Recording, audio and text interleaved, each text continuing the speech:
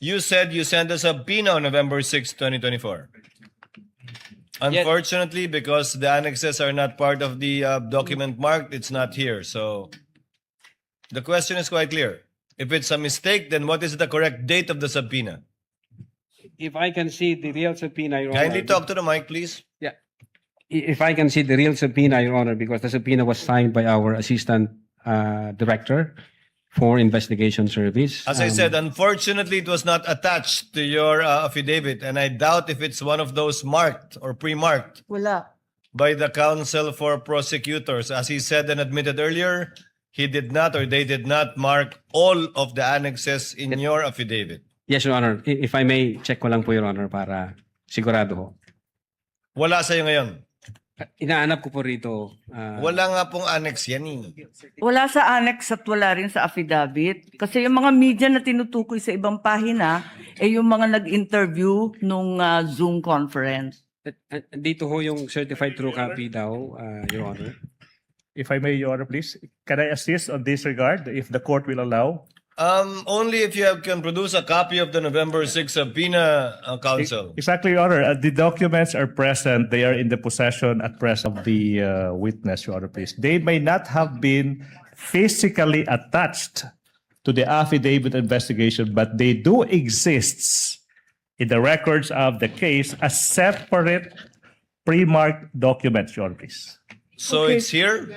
Presiding officer, then is counsel saying that therefore the affidavit is defective or wrongful and With that all November 6 is not the right date? What then is the right date to With the all due subpoena respect, to Your Honor, ABS? please, with all due respect, we object to the use of the term defective. Counsel, we shall await. Let the Yes. document speak for itself. Yes, Your Honor, please. If it's there. The witness is Yes, now it in the was the process. witness who said that it was a mistake, not me. No, it doesn't make the entire affidavit of investigation defective. No, I merely said the date was wrong because that's what he said. Yes, Your Honor.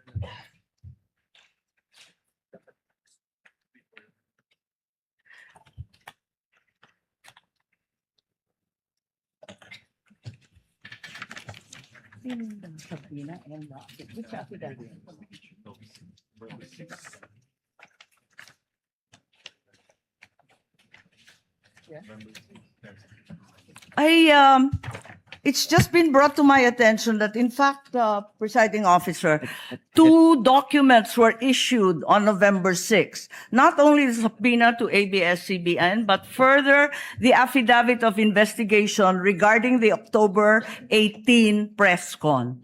Can we please be clarified as to these two documents which don't seem to appear in the affidavit nor in the annexes provided? Let's first wait for the witness to answer the first question, Senator Judge Marcos. Okay. Yes, If I- Attorney Lotok. If I may, Your Honor. Ito ho ang subpoena, Duchess Tecom. Yung date ho ng appearance niya is December 11.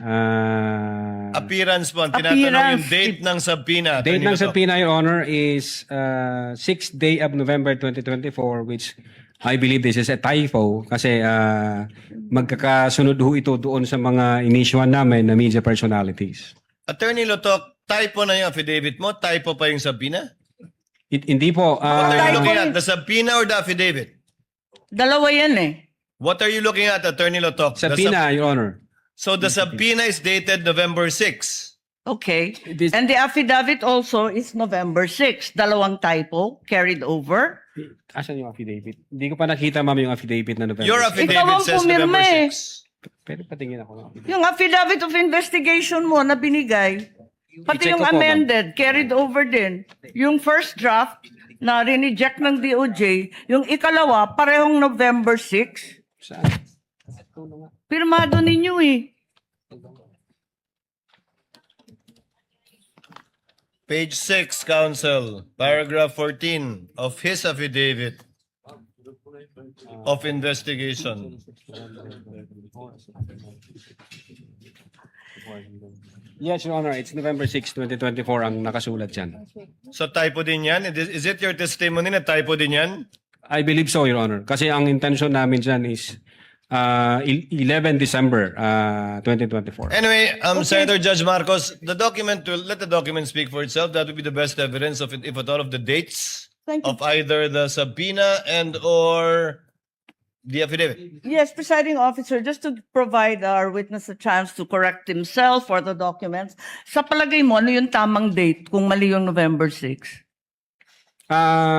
Same ho, Your Honor, doon sa mga subpoena na inisyu namin sa media personalities. Dapat magkakapareho.